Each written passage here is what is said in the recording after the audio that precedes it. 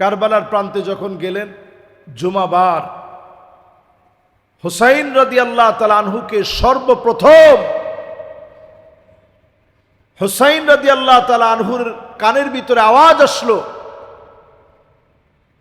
উনি কানের ভিতরে শুনতেছিলেন হাউজা নামক একজন ব্যক্তি, আব্দুল্লাহ বিন হাউজা নামক ব্যক্তি, প্রসিদ্ধ নিকৃষ্ট ব্যক্তি ছিল সেই জামানার। সে হুসাইন রাদিয়াল্লাহু তাআলা আনহুকে তাঁবুর পাশ দিয়ে যাচ্ছিল আর বলতেছিল, জাহান্নামের শুভ সংবাদ নাও হুসাইন। হুসাইন রাদিয়াল্লাহু তাআলা আনহু বললেন, কাল্লা ইন্নী আকদিমু ইলা রাব্বির রহিম, আমি আমার মালিকের দিকে অগ্রসর হচ্ছি। শাফীঈম মুতা, অনেক দিন হয় নানাজিকে দেখি না, নানার দিকে অগ্রসর হচ্ছি। হুসাইন রাদিয়াল্লাহু তাআলা আনহু বুঝে ফেললেন আজকের দিনটা জীবনের শেষ সময় হয়ে যেতে পারে। হাউজা যখন এসে বলল, হুসাইন রাদিয়াল্লাহু তাআলা আনহু ভয় পান নাই। তিনি জানায় দিলেন, ইন্নী আকদিমু ইলা রাব্বির রহিম, আল্লাহর দিকে আমি এগিয়ে যাচ্ছি। শাফীঈম মুতা, নানাজির সঙ্গে দেখা হয়ে যাবে। অনেক দিন ধরে নানাজির সঙ্গে দেখা নাই, অনেকগুলা দিন হয়ে গেছে নানাজিরে দেখি না,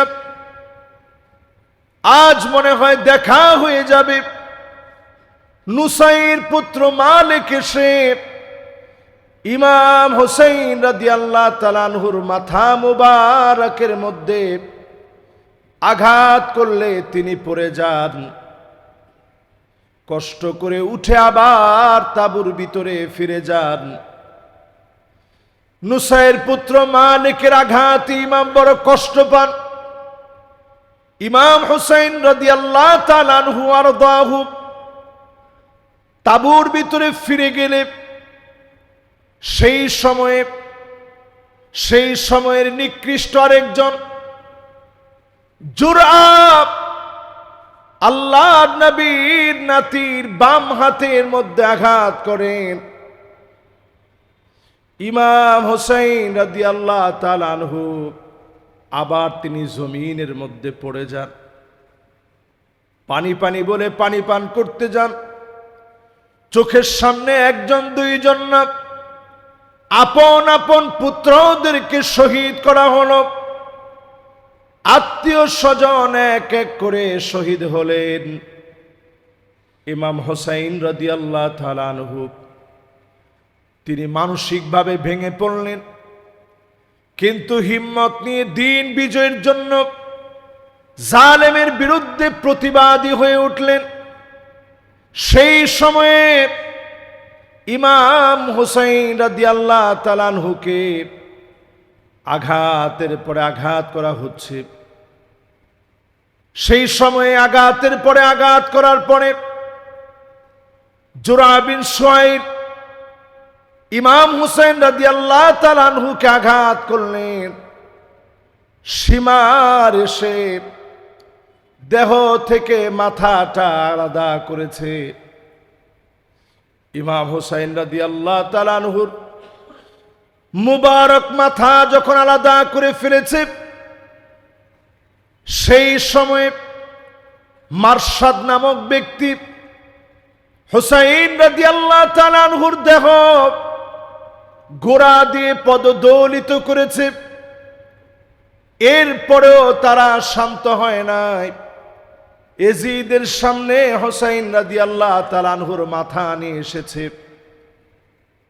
সেই জায়গায় দাঁড়িয়ে ছিল আবু বারজা আসলামী, আল্লাহর নবীর একজন প্রিয় সাহাবী। আবু বারজা যখন দেখল হুসাইন রাদিয়াল্লাহু তাআলা আনহুর মাথা আলাদা করে নিয়ে আসে, তিনি চিৎকার করে কেঁদে উঠলেন, এটা তোমরা কি করলে, কেমন করে করলে? সেই সময় তারা কাঠি দিয়ে ইমাম হুসাইন রাদিয়াল্লাহু তাআলা আনহুর ঠোঁটের মধ্যে বারবার আঘাত করতেছিল, নাকের মধ্যে আঘাত করতেছিল। আবু বারজা আসলামী বলতেছে, ফাওয়াল্লাহি রুব্বামা রাআইতু রাসূলুল্লাহি সাল্লাল্লাহু আলাইহি সাল্লাম ফাওয়াদা ফীহি ইলা ফী, আমি আল্লাহর কসম করে বলছি, দুইটা চোখ দিয়ে আমি দেখেছি, এই দুইটা ঠোঁট নবীজি হুসাইন রাদিয়াল্লাহু তাআলা আনহুর ঠোঁটের মধ্যে লাগিয়ে নবীজি চুমু দিয়েছেন। এই সেই নাক, যেই নাকের ভিতরে নবীজি চুমু খেয়েছেন। এই সেই চেহারা, যেই চেহারার ভিতরে নবীজি চুমু খেতেন। ইরফা কাদিবাক, লাঠিটা তুমি উঠাও তাড়াতাড়ি। এই চেহারার ভিতরে আল্লাহর নবী, মায়ার নবী আদর করেছেন। আল্লাহর নবী চেহারার ভিতরে বারবার আদর করেছেন। হুসাইনকে যে ভালোবাসবে সে নবীকে ভালোবাসলো। হুসাইন রাদিয়াল্লাহু তাআলা আনহুকে যে মহব্বত করলো, সে কেমন যেন আল্লাহর নবী মুহাম্মদ সাল্লাল্লাহু আলাইহি ওয়াসাল্লামকে মহব্বত করলো। সেই সময় পর্যন্ত পাপিষ্ঠরা থামে নাই। আল্লাহ পাক ঠিকই প্রতিশোধ নিলেন।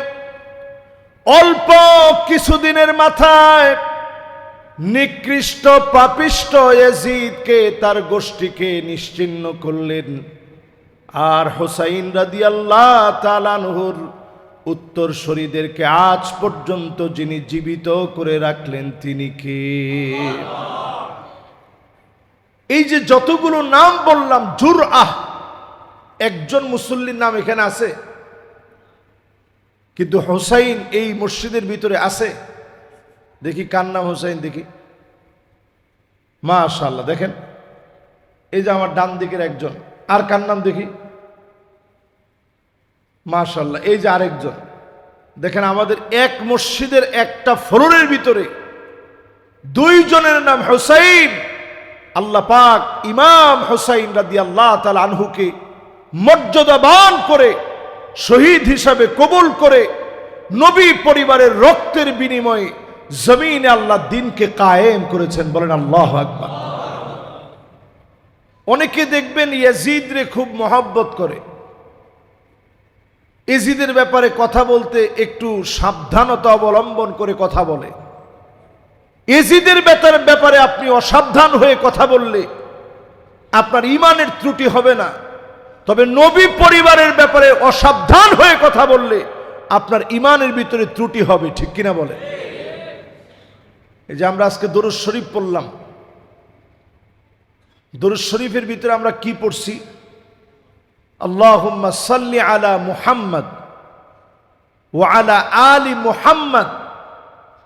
নবীজির উপরে আল্লাহ আপনি শান্তি বর্ষান, নবী পরিবারের উপরে আল্লাহ আপনি শান্তি বর্ষিত করুন। এইখানে দেখেন দরুদ শরীফের ভিতরে দুইটা বিষয়। আল্লাহর নবীর উপরে আমরা শান্তি কামনা করলাম, নবী পরিবারের উপরে শান্তি কামনা করলাম। কামা সাল্লাইতা আলা ইব্রাহিম ওয়া আলা আলি ইব্রাহিম। ইব্রাহিম আলাইহিস সালাতু ওয়াস সালামের উপরে আল্লাহ আপনি শান্তি বর্ষিত করুন। ইব্রাহিম আলাইহিস সালাতু ওয়াস সালামের পরিবারের উপরে শান্তি বর্ষিত করুন। তাহলে আমার নবীর নাম আসছে দুইবার। দরুদ শরীফের প্রথম অংশে নবীর নাম কয়বার? ইব্রাহিম আলাইহিস সালামের নাম কয়বার? এরপরে আমরা বলতেছি ইন্নাকা হামিদুম মাজিদ।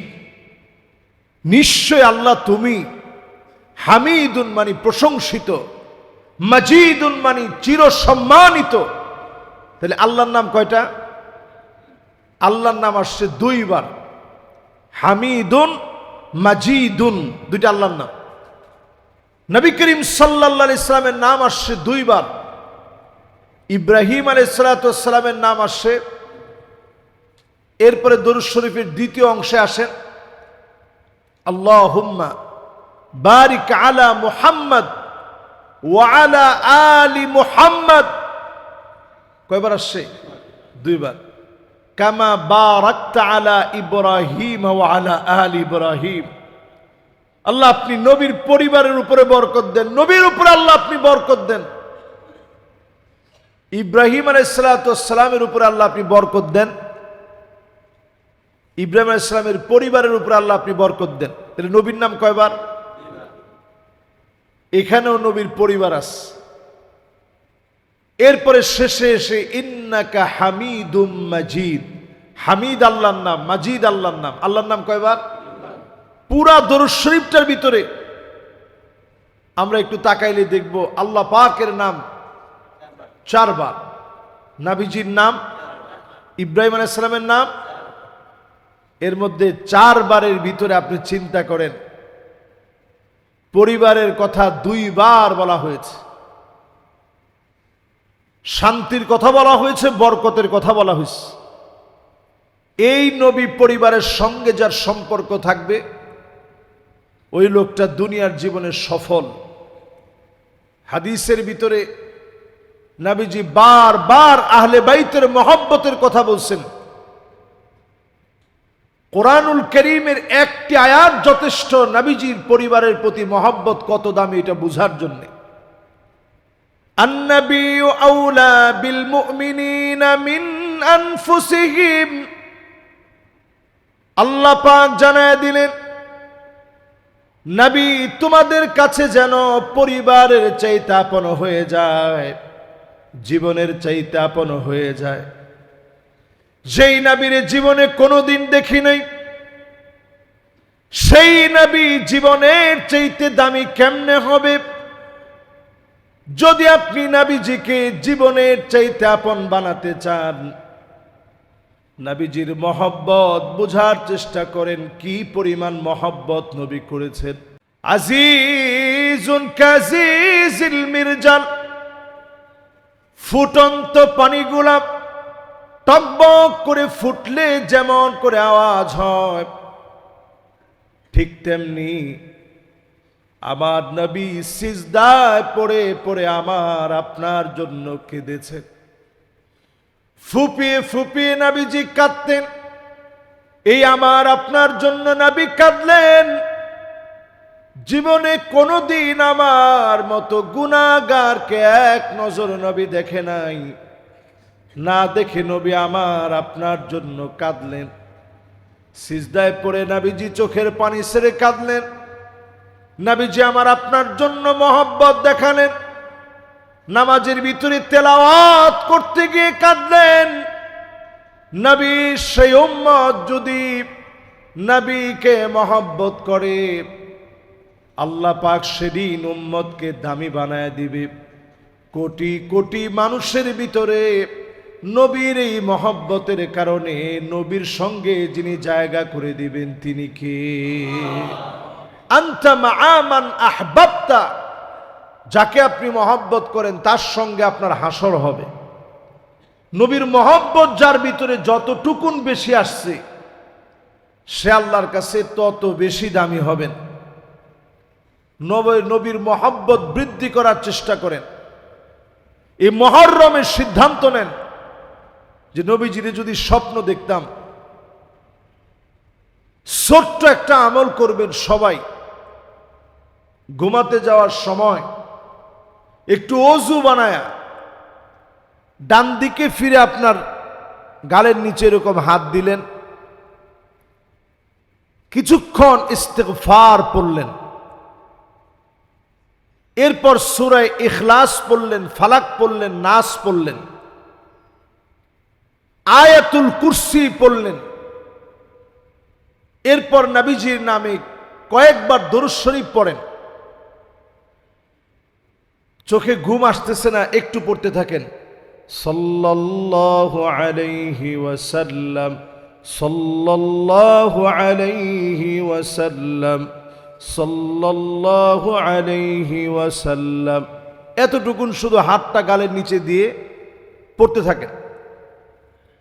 ডান দিকে খুব বেশি সময় তো থাকা সম্ভব না, মানুষ এদিক থেকে সেদিকে ফিরে।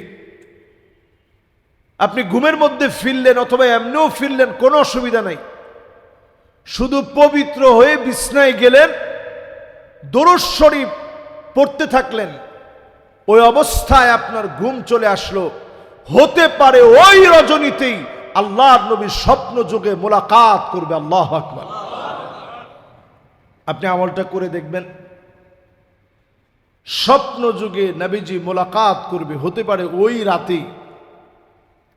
হাদিসের ভিতরে আসছে, নবীজি বলছেন, মান রাআনি ফিল মানাম, কেউ যদি স্বপ্নে আমি নবীজিরে দেখে, ফাকাদ রাআনি ফিল ইয়াকযা, কেমন যেন স্বচক্ষে সে আমারে দেখলো,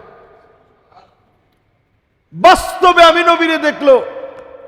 ফাইন্না শাইতান লা ইয়াতামাসসালু বি ওয়া ফি রিওয়ায়াতিন উখরা ফাইন্না শাইতান লা ইয়াতাশাব্বাহু বি, কারণ শয়তান আমার আকৃতি ধরতে পারে না। যে আমারে দেখলো স্বপ্ন যোগে, কেমন যেন বাস্তবিক আমি নবীরে দেখলো, বাস্তবিক পক্ষে আমি নবীকে দেখলো, সামনাসামনি আমি নবীরে দেখলো। আমি একদিন মাগরিবে নামাজ পড়তে গিয়েছি, একটা বাচ্চা ছেলে ক্লাস 7-এ পড়ে, ইংলিশ মিডিয়ামে। ও আমারে বলতেছে, হুজুর আমি একটা স্বপ্ন দেখেছি। আমি ওর দিকে খুব অবাক দৃষ্টিতে তাকালাম, কি স্বপ্ন দেখছো? বলতেছে, হুজুর আমি ঘরের মধ্যে একটা জায়গায় নামাজ পড়ি, ওখানে একটা জায়নামাজ বিছানো থাকে, তা আমি দেখতেছি কে যেন এখানে নামাজ পড়ছে, গোটা ঘরটা আলোকিত হয়ে গেছে। তা আমি সৌভাগ্যবান এই ছেলের দিকে তাকায়াছিলাম লম্বা সময় নিয়ে, ভাবলাম এই অল্প বয়সে তার কি আমলের কারণে সে এত বড় স্বপ্ন দেখলো। জিজ্ঞাসা করলাম, তুমি কি আমল করছো? বলছে, হুজুর ফ্রান্স যখন নবীজির বিরোধিতা করলো, ওই দিন আমার একটা বিয়ের দাওয়াত ছিল। আমি আমার আব্বারে বলছি, আব্বা আমি বিয়ের দাওয়াতে যাব না, চলেন আপনি আমি সহ নবীর প্রেমে মোহাব্বতে এই মিছিলের মধ্যে আমরা শামিল হব। আল্লাহু আকবার। ওই রজনীতে আমি দেখি কে যেন আমার ঘর আলোকিত করে বসে আছে। নবী করিম সাল্লাল্লাহু আলাইহি সাল্লামের এই মোহাব্বত যার হৃদয়ে যত বেশি হবে, সে আল্লাহর কাছে তত দামি হবে। নবীজির এই মোহাব্বত আপনার সন্তানের চাইতে বেশি হতে হবে। লা ইউমিনু আহাদুকুম হাত্তা আকুনা হাব্বা ইলাই মিন ওয়ালিদিহি ওয়া ওয়ালাদিহি ওয়ান নাসি আজমাইন, সব মানুষের চাইতে, নিজের সন্তান সন্ততির চাইতে, জীবনের চাইতে, মা বাবার চাইতে নবীজিকে বেশি যদি ভালো না বাসেন, নবীর উম্মতের দাবিদার হতে পারবেন না। আল্লাহর নবীর মোহাব্বত করেন, দিল থেকে নবীজির মোহাব্বত হৃদয়ের ভিতরে আনেন। এই মোহাব্বত যার যত বেশি হবে, ওই মানুষগুলারে যিনি দামি বানায় দিবেন তিনি কে? নবী পরিবারের উপরে মোহাব্বত, এটা ঈমানের দাবি। ইজিদের ব্যাপারে আর কয়েকটা কথা বলা সময়ের ভিতরে আমাদের জন্য অত্যন্ত গুরুত্বপূর্ণ বলে আমি মনে করি। আমি আলোচনাটা অনেক বছর আগে লিখেছিলাম, এখনো আমার ডায়েরিতে আছে, ছাত্র জমানায় লেখা। ইজিদ সম্পর্কে পৃথিবীর শ্রেষ্ঠ আলেমদের মতামতটা শুনেন। ইবনে হাজার আসকালানি, আমার মতো সাধারণ সামান্য একজন খতিব না, সহিহ বুখারীর সবচেয়ে নির্ভরযোগ্য ব্যাখ্যা গ্রন্থ লিখেছেন ফাতহুল বারি লিশারহে সহিহিল বুখারী, এটা লিখেছেন ইবনে হাজার আসকালানি। জোরে বলেন আল্লাহু আকবার।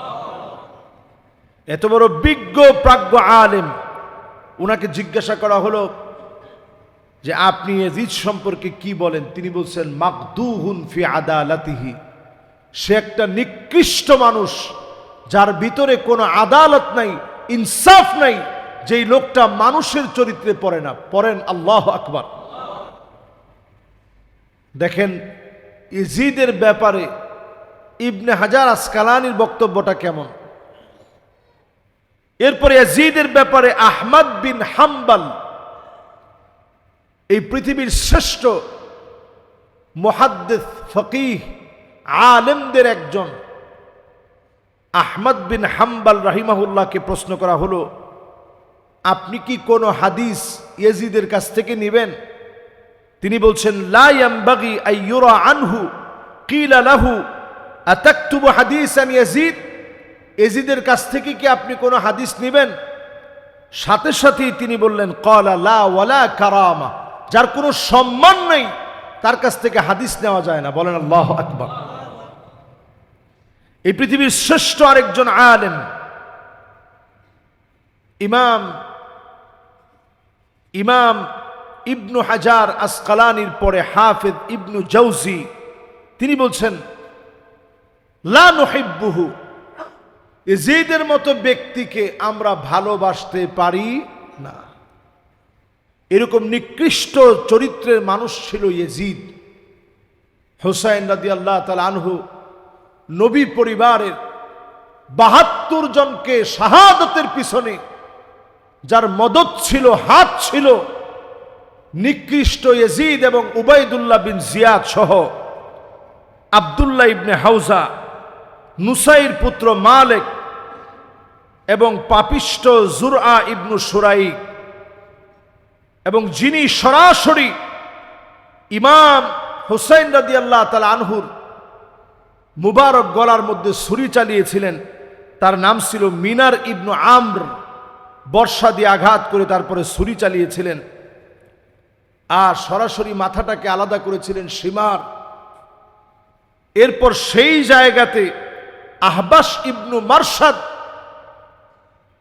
হুসাইন রাদিয়াল্লাহু তাআলা আনহুর দেহের উপর দিয়ে ঘোড়া চালিয়ে দিয়েছিলেন। তাদের প্রতিশোধ নেওয়ার প্রবণতা এমন হয়েছিল, হুসাইন রাদিয়াল্লাহু তাআলা আনহু তাদেরকে মোটেও আঘাত করেনি, কিন্তু হুসাইন রাদিয়াল্লাহু তাআলা আনহুর দেহকে তারা ক্ষত বিক্ষত করেছিল। হুসাইন রাদিয়াল্লাহু তাআলা আনহুর মহব্বতের উত্তরসূরিদেরকে তারা থামায় রাখতে পারে নাই। আজও হুসাইন রাদিয়াল্লাহু তাআলা আনহুর মহব্বতের উত্তরসূরিরা বেঁচে আছে, ইয়াজিদের গোষ্ঠী বেঁচে নাই। ঠিক কিনা বলে?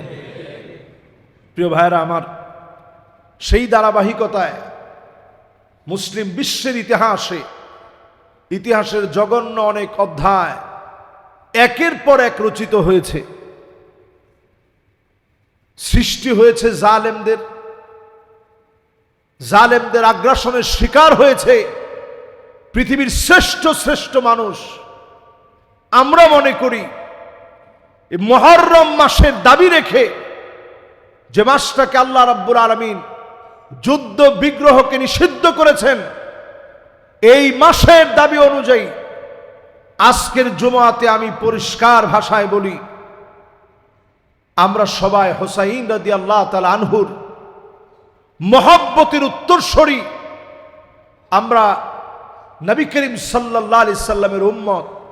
আমরা জীবন দিতে জানি শুধুমাত্র কেবলমাত্র কার জন্যে? সম্মান